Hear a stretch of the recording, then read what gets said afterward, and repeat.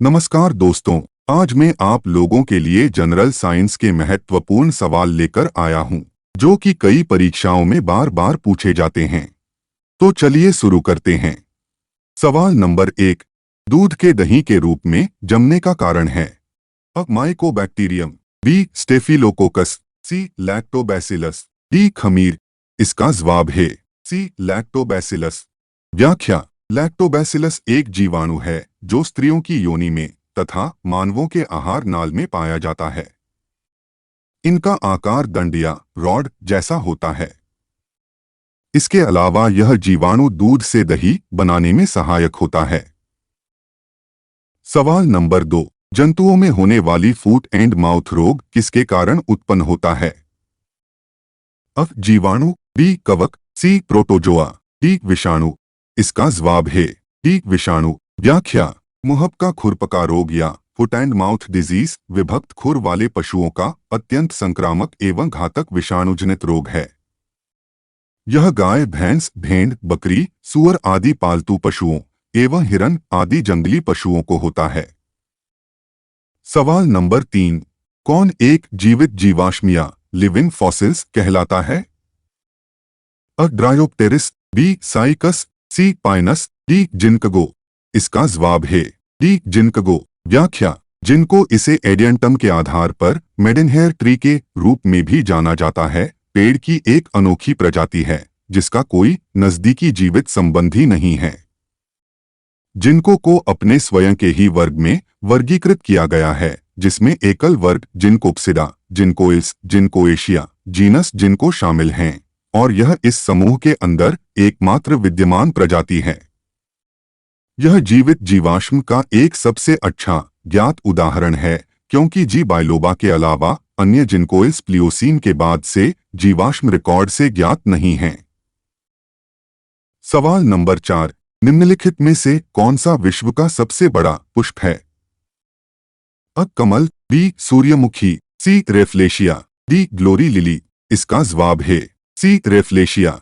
व्याख्या: रेफ्लेशिया मुख्यतः मलेशिया एवं इंडोनेशिया में पाया जाने वाला एक आश्चर्यजनक परजीवी पौधा है, जिसका फूल वनस्पति जगत के सभी पौधों के फूलों से बड़ा, लगभग 1 मीटर व्यास का होता, और इसका वजन 10 किलोग्राम तक हो सकता है। सवाल नंबर 5, किस पौधे में बीज होता है लेकिन फल नहीं होता है? अ ईख, बी मूंगफली, सी बादाम, डी साइकस। इसका जवाब है डी साइकस। व्याख्या: साइकस एक जीनस है जिसमें छोटे ताड़ जैसे पेड़ होते हैं, जिन्हें आमतौर पर साइकैड कहा जाता है। यह विभाजन के अंतर्गत आता है साइकैडोफाइटा। माना जाता है कि 280 मिलियन वर्ष पूर्व साइकिड्स का पर्मियन में विकास हुआ था। अब तक दुनिया भर में लगभग 305 प्रजातियां देखी जा सकती हैं। उनमें से लगभग 70% प्रजातियां चीन, वियतनाम, ऑस्ट्रेलिया, दक्षिण अफ्रीका और मैक्सिको के मूल निवासी हैं। सवाल नंबर 6, सबसे लंबा जीवित वृक्ष है? अ यूकेलिप्टस, बी सिकुआ, सी देवदार, डी परनांग। इसका जवाब है बी सिकुआ। व्याख्या: अमेरिका के कैलिफोर्निया राज्य के सिएरा नेवादा ढलानों के सबसे बड़े पेड़ को देखा जा सकता है। ग्रेट सिकुआ नामक यह पेड़ सिकुआ डेंड्रान वंश का है और इसका जातिगत नाम जाइगेस्टियम है। इसके सबसे अधिक मोटे पेड़े का व्यास 12 मीटर तथा कुल ऊंचाई 82 मीटर है। भूमि से 54 मीटर की ऊंचाई पर इसका तना 4 मीटर मोटा है और इसकी सबसे लंबी शाखा की लंबाई 42.3 मीटर तथा व्यास 1.8 मीटर है। इसके तने का कुल आयतन 1401.84 घनमीटर है। अमेरिका के सिकुआ राष्ट्रीय पार्क में इस प्रकार के 300 से अधिक पेड़ हैं। इनमें से कुछ का नाम अमेरिका के प्रसिद्ध व्यक्तियों के नाम पर रखा गया है। सवाल नंबर 7, बांस को किसमें वर्गीकृत किया जाता है?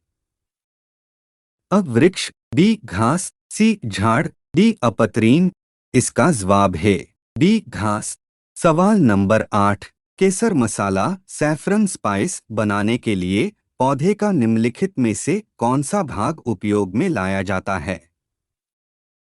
अ. पत्ती, बी. पंखुड़ी, सी. बाह्य दल, डी. वर्तिकाग्र। इसका जवाब है डी. वर्तिकाग्र। व्याख्या: केसर एक प्रकार का मसाला है जो क्रॉक्स सटाइवस लिनियस के फूल के वर्तिकाग्र से प्राप्त किया जाता है। सवाल नंबर 9। क्लोरोफिल में कौन सा फॉस्फोरिन होता है? अ. Magnesium, B. Calcium, C. लौह आयरन, डी. टिन।